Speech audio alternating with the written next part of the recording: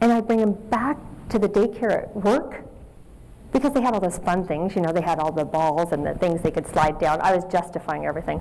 But I didn't have time to make a meal. So I took them through McDonald's drive-thru because they got the Happy Meal. And they'd be happy if they got the next toy that was in line for the next week, right? So I thought. It was that, again, just continuing to go and go because I couldn't lose that number one sales position. And I needed to make more money than I did last month. So I continued to stay there. Then I would get them out of daycare right when it closed and go home, be home at 9:30 at night so I could get up, go to sleep to get up and do it the next day. And she's wondering why I'm miserable, right? I'll tell you later why I stayed there so much. Shouldn't say those things. But it gets to the point where one of the guys that we hung out with, he knew what kind of salesperson I was. So he told me about a position in San Antonio that was brand new, opening up, and you can make more money than you're even making now. I'm like, are you kidding me? So I drove an hour and a half south to go apply for the position, and I got it. So every single day, hour and a half there, hour and a half back. I'm not kidding, amazing. Because the money was so good. And I was going to prove to people that I was going to be somebody. I was going to make $1 million and prove, I don't know who to, I guess myself. So soon, you can only imagine how tiring it got, right? So I decided to live in San Antonio and come home and visit with Greg and the kids on Wednesdays and on the weekends. So I was greeted at the door one Wednesday, and Greg opened the door, and he said, I am so tired. I said, I am too. I cannot wait to go to bed in my own home. He said, no, you don't understand. I am emotionally tired. I am done. I think we need to get a divorce. Immediately, I agreed. That's how we were living our lives. We had a house together. We had kids in common. We even had a joint checking account. That was a huge thing then. But we were spiritually divorced. We had nothing in common. We didn't share things with each other. He would come upstairs and I'd go downstairs. He'd come downstairs and I would go outside.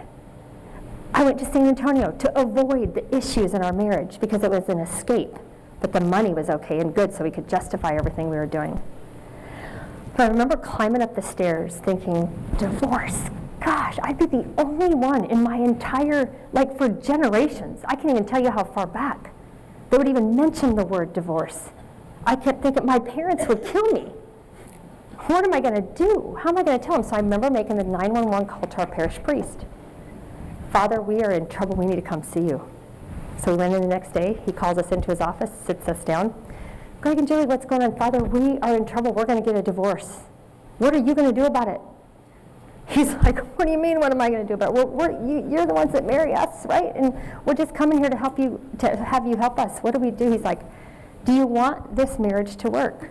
We're like, this marriage? Are you kidding me? No, he said, well, I don't know what to do for you guys, but here's a card to a Catholic Christian counselor. I remember making the phone call thinking, I never wanted to look back after we'd gone through this divorce and thinking we didn't try it all. So that's the only reason I made the appointment. So we get to his office, and basically we had a $100 history lesson as to how our marriage was like the Civil War. That's what he said. Greg, you're always going to be like the North, and Julie, you're always going to be like the South. You're never really going to see eye to eye. Sometimes you need to recognize that maybe you really weren't meant to be together. That'll be $100, and I have somebody waiting in the lobby. Do you want to make an appointment in 2 weeks? And we're thinking, for what? I remember walking out of the office and thinking, another seed planted further, same seed, you've married the wrong person. So we go home, and we did what we thought at that point was smart, but we called our 2 kids into the room, 7 and 9 years old. Lauren and Christopher, we just wanted to inform you about something. Sometimes mom and dads aren't meant to be together. Sometimes, we don't see eye to eye.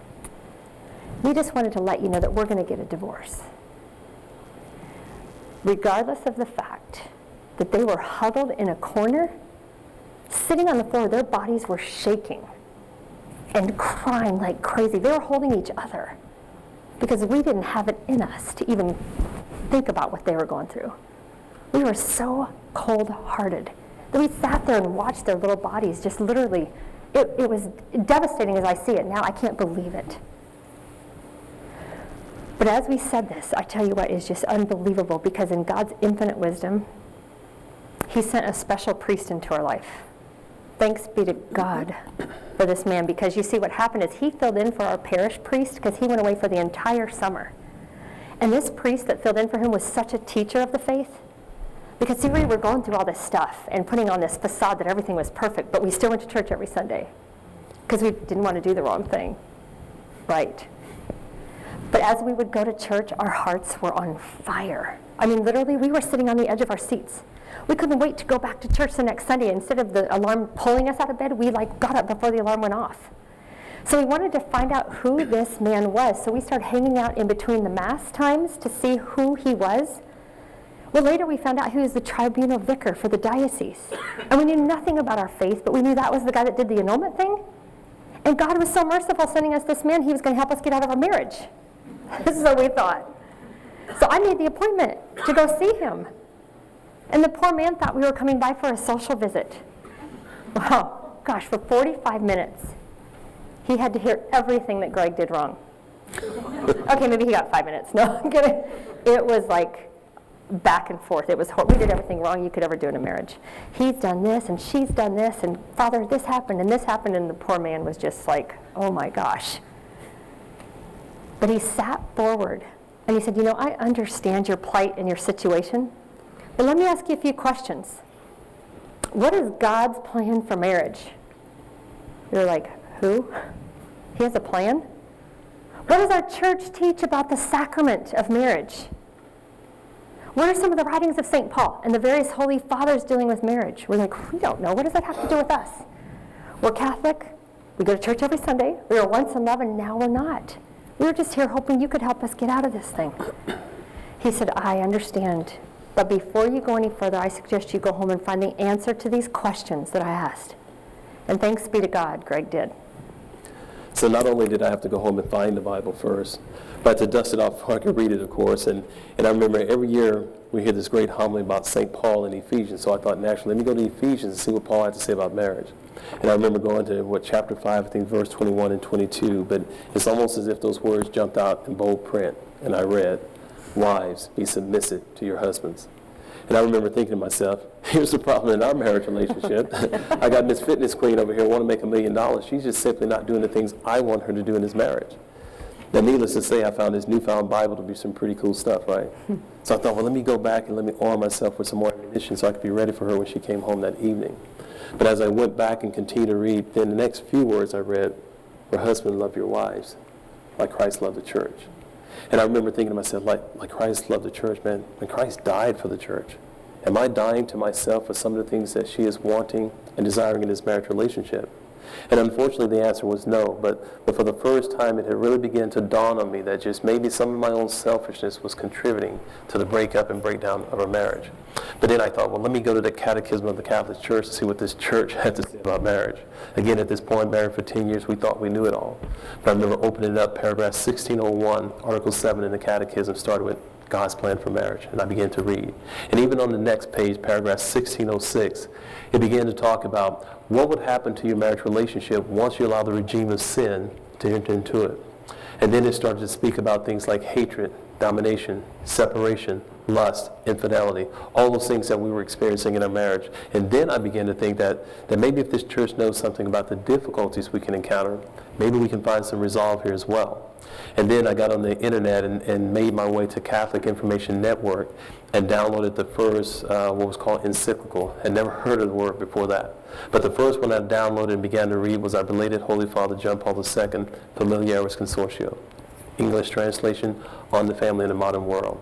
And if you haven't accessed this document, I would highly suggest it, because for me, it allowed me to come to understand what are some of the qualities and characteristics of a good Christian husband, a good Christian father.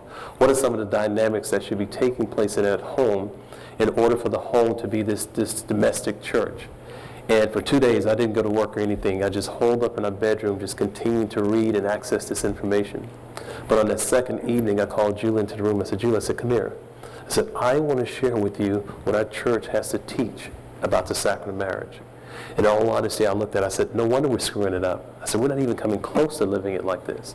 So I spent about 35 minutes or so just overviewing with her the things that I was finding. And what I began to find in her is that she was just as blown away as I was. In fact, she turned to me, she said, this is incredible. What do we do? And I said, well, I think maybe we should pray. And this is critically important because in our 13 years of being